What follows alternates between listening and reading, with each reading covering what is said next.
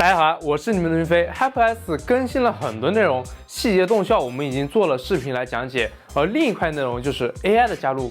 小米的 HyperMand 暂时没有办法体验到，但 AI 写真、小爱输入助手、AI 搜图等这些内容我目前是体验到了，确实还蛮强大的。而且我又感觉这又是小米让更多人体会到科技带来乐趣的一大例子。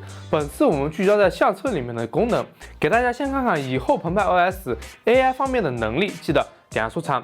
首先，如果你有了 AI 功能，你可以在相册里面的推荐里面找到，它里面这个功能是非常的不错啊。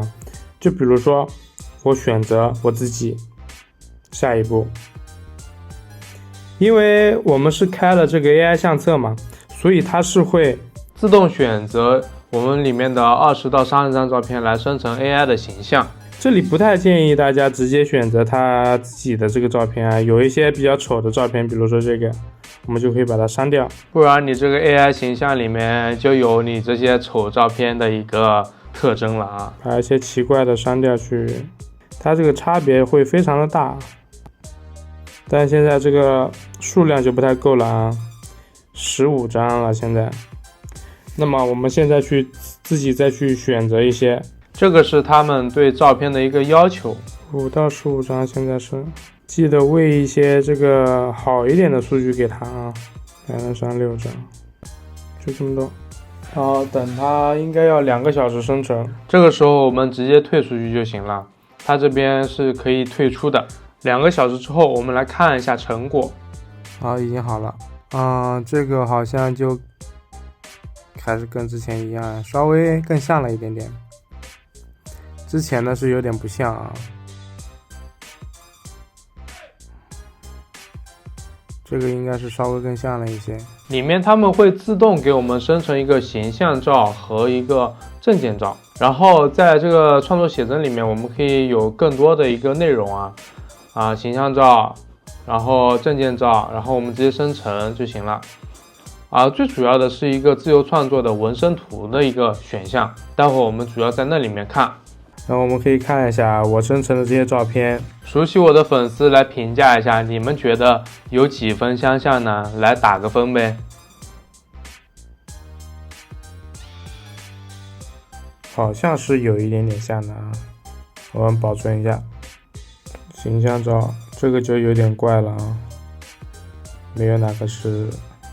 然后我们在这可以选择创作更多的写真，主要就是这个纹身图自由创作啊，当然我们也可以尝试一下我们女装是一个什么样子。我们先来创作一个，我们先随机吧。这个应该挺像的，它应该会生成一个黄色外套，然后登山的那个感觉和我之前的那个衣服是有点像的，之前的一件衣服是有点像的。我们可以看一下它这个感觉啊，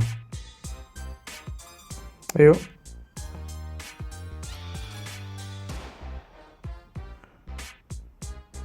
这个不大一样吗？这个就很怪了，但这个氛围感还是不错的。看一下它后面那张图，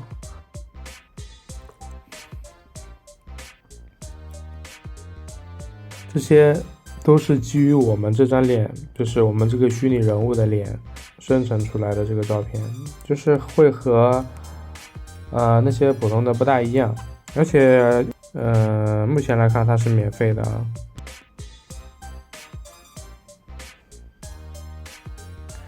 6啊，这是枪吗？好奇怪。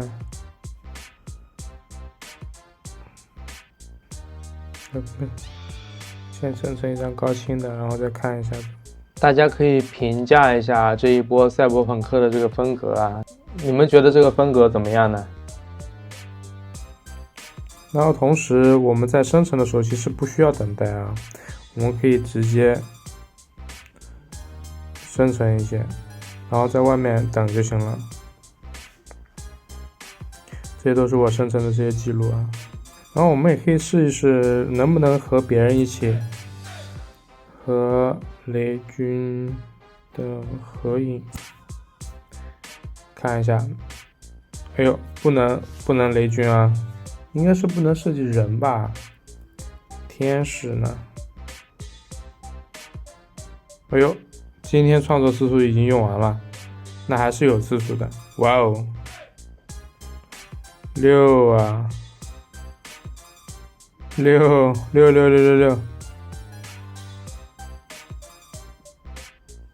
这是什么？马尔代夫清晨阳光，它怎么能生成这种图呢？它这怎么能暴露我的身材呢？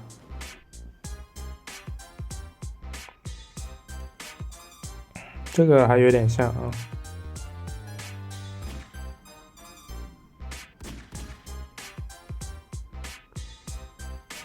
这个就很怪异了，这个也是怪异的很，深圳高清的看一下，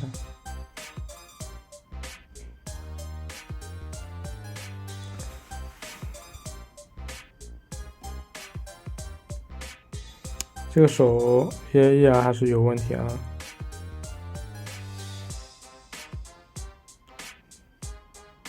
哇，这个手，我天呐！好，看一下我这个中世纪骑士啊，这个还有点像的，这个剑有点奇怪。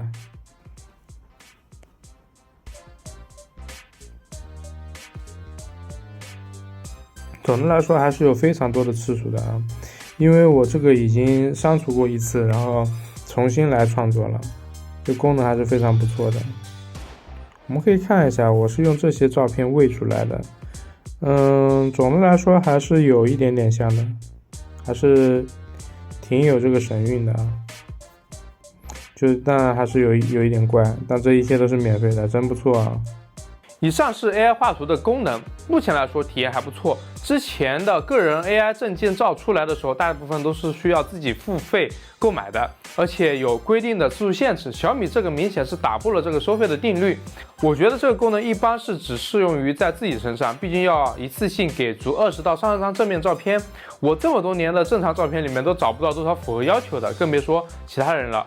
当然，目前搞出来的照片还是有着一些大家都有的通病，比如说手部非常奇怪，比如说人物都是正面的。当然，最关键的是这个 AI 图片生成，你们觉得像吗？我在个人生成的角度来说，只有部分图片神似，大部分照片看起来都很怪，不像自己，同时又有一点像自己。目前还只是一个娱乐工具，不过是免费的，那还是挺香的。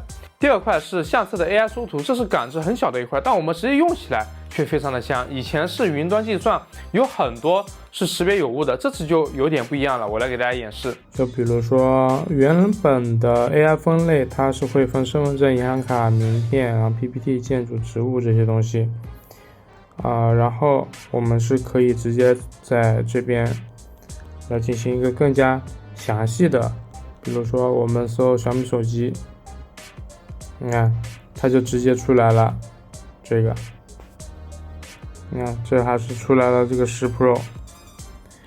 那我们搜苹果手机看能不能出来啊？那苹果手机它也是出来了，但是就有点不太准了啊。这个 AI 还没有强大到这种地步，但是它也识别出来了这个是苹果，然后这个是苹果，对吧？就比如说我们再搜金毛，你看它直接就出来了金毛，这么多。当然它这个应该是在内测，所以它这个有点闪，它有56张照片，你看它一直在搜索，它66张了。但是我们退出去，你看，或者说搜泰迪，看看我的照片里面有没有泰迪啊？哦，也有，你看，它直接就搜索出来了。你看，在上方的这个泰迪这边，它是只有一张，但是我们这样搜的话，我们是搜出来了很多张。然后我们搜玫瑰花 ，no， 还是很准的啊。再比如说我们再详细一点，我们搜镜头，它这边就在搜索这些镜头了。但是有一个问题就是它这边它这个搜索是一直在进行的，我们点进去之后它是没有那么的确切，它会有变化。你看现在是3张，再过一会儿又是7张，应该4张， 7张，你看，我们来上点难度，在手表挠，我拍摄自己的手表，这些照片都直接有了，而且这个也是识别出来了，很准啊。所以说它比之前这个分类它要确切的很多啊，因为之前的分类它只有这些东西，所以这就是 AI 搜图的它一个功能啊。在相册这一块，小米的 AI 加入确实是可以解决蛮多事情的。就这个 AI 形象照来说，还挺多实际用途的。这个精准度一旦上去了，这个实用性就可以大大提升。而这个 AI 搜索，在我们找银行卡一些特定的场景、物体啥的，就直接一步到位。想找点什么东西，确实很快。这就是我所说的科技的乐趣，直接一部手机就搞定了如此多的功能，我觉得很 nice 了。想要体验的可以去小米设计升级，我还挺期待小米的 HyperMan 的具体的表现，等体验到了第一时间给大家做视频分享。